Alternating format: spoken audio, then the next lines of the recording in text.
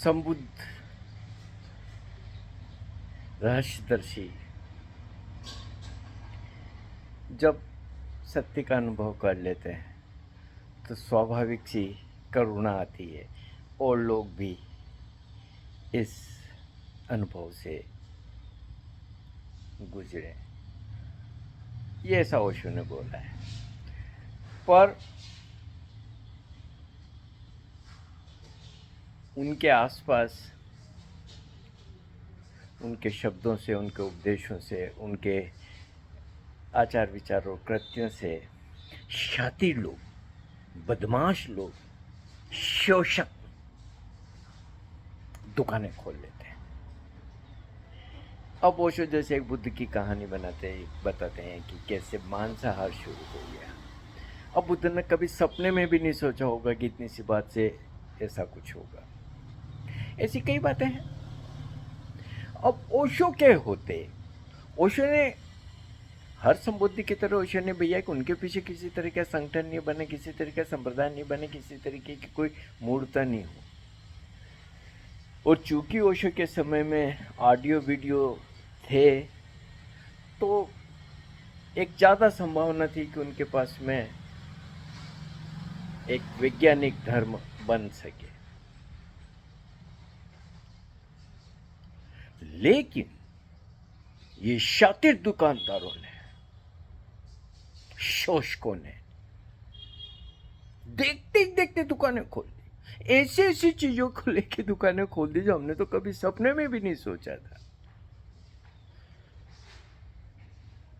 अब जैसे ओशो पूना वन के दौर में ऊर्जा दर्शन देते थे। अब ये मृत कर्मकांड बन जाएगा, शोषण का एक प्रबल आधार बन जाएगा। किसी ने कल्पना की थी?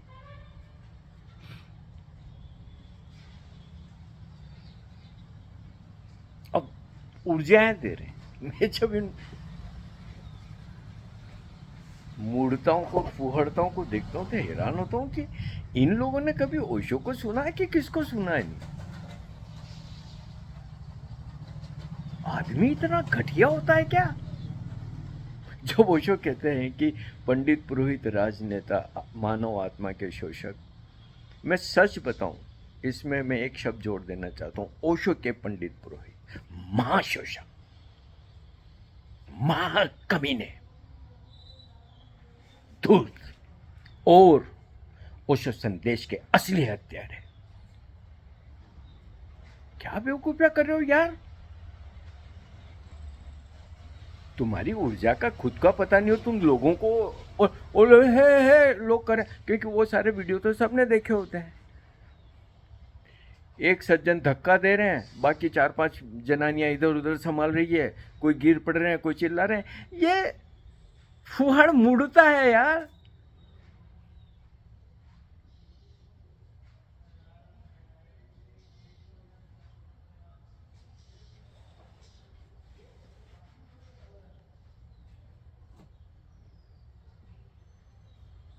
ये कर्मकांड बन जाएगा।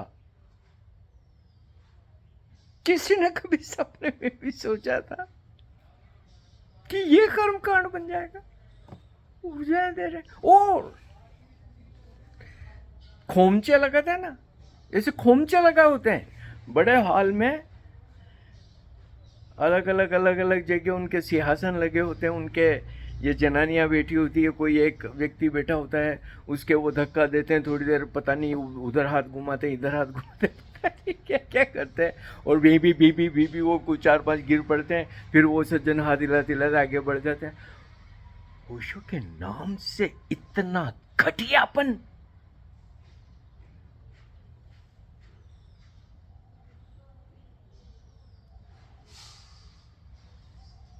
ओशो के संदेश को ये लोग सूली दे रहे हैं। मैं ओशो के देह से जाने के बाद मैं जितनी भी मीटिंगों में रहा हूँ, ये शिविरों के हर मीटिंग में मैं होता था, तब 3-4 लोग पूना से जाते थे संचालन के लिए। मैंने हर मीटिंग में बोला कि बंद करो इस बेवकूफ़ी को, इस मूर्खता को, क्योंकि उस वक्त शुरू हो गई थी। छोटे रूप में चली थी, लेकिन उसी का वटवृक्ष अब बना है। उस वक्त अगर मेरी सुन ली होती तो ये आज जो गाजर घास फैल गई ना ओशो के नाम से,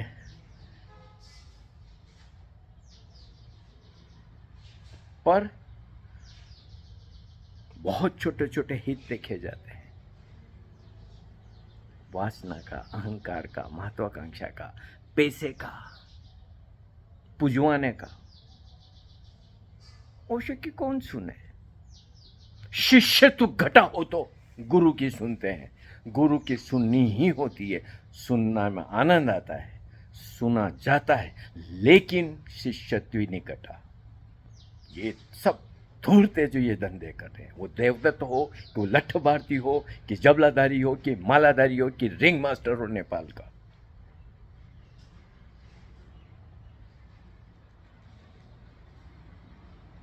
हत्यारे हैं ये ओशो संदेश के।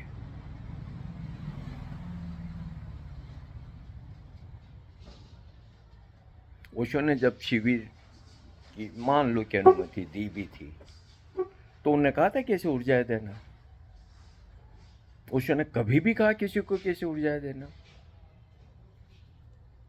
क्या इतनी, जब ओशो कहते हैं यूज योर इंटेलिजेंस, क्या इतनी भी समझ नहीं है कि क्या दुकानदारी लगा रखी है यार, क्या बेवकूफ़ी लगा रखी है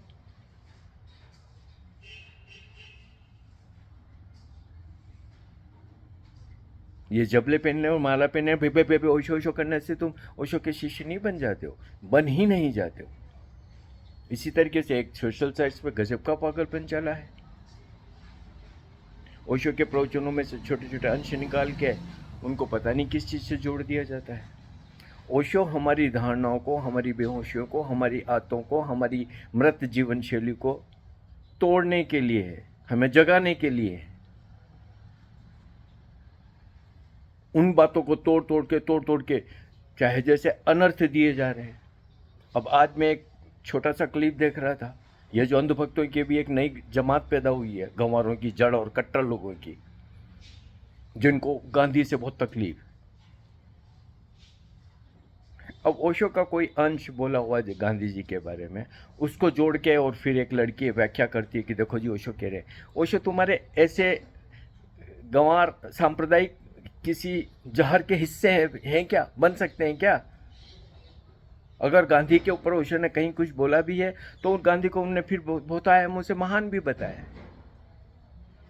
स्पष्ट ही कहा है कि गांधी का इस देश की आज़ादी में बहुत बड़ी भूमिका है, उन्हें आदर दिया जाना चाहिए, उन्हें सम्मान दिया जाना चाहिए। कहीं तो शुरुआत के दिनों में बुद्ध और महावीर के साथ खड़ा किया गांधी को। और ओशो का खुद का गांधी के प्रति प्रेम और स्नेह और सम्मान कम नहीं था, यह तो उन्होंने खुद ने स्वीकारा है। लेकिन अब ओशो का फोटो डाल दिया, ओशो को गांधी पे बोलते हुए डाल दिया, और फिर ये लोग, इनका तो काम ही है व्हाट्सएप यूनिवर्सिटी में दनादन। जैसे ओशो इनकी इस जमात के हिस्से हों। क्या ओशो ने कभी भी नाथूराम गोडसे की तारीफ की? नाथूराम गोडसे के कृत्य की तारीफ की? क्यों देते हो ऐसे अर्थ यार? लेकिन ऐसा, ये तो मैं उदाहरण दे रहा हूँ, जिन शराबी अपने ढंग से अर्थ दे रहे हैं, कामी अपने ढंग से अर्थ दे रहे हैं, जो अरे ये क्या चला दिया यार, क्या चला दिया यार। लेकिन मुश्किल ये है कि ओशो के नाम से गधा 25 तो जम के चारों तरफ चल रही है और उसका जवाब देने वाला तक भी कोई नहीं।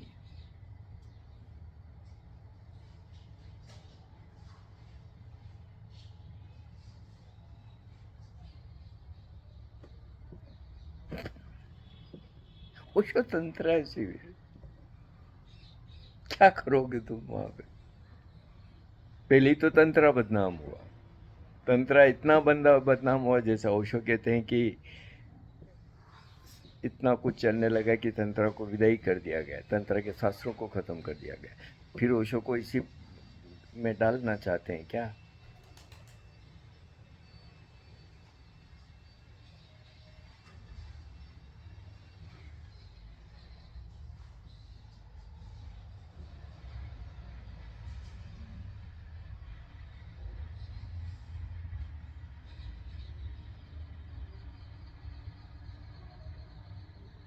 नहीं, स्वीकारना तो होगा कि चीज़ें बहुत गलत दिशा में चल निकली है।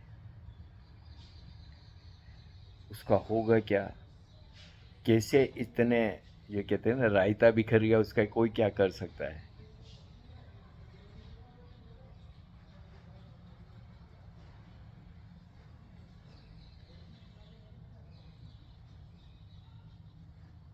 कुछ नहीं किया जा सकता।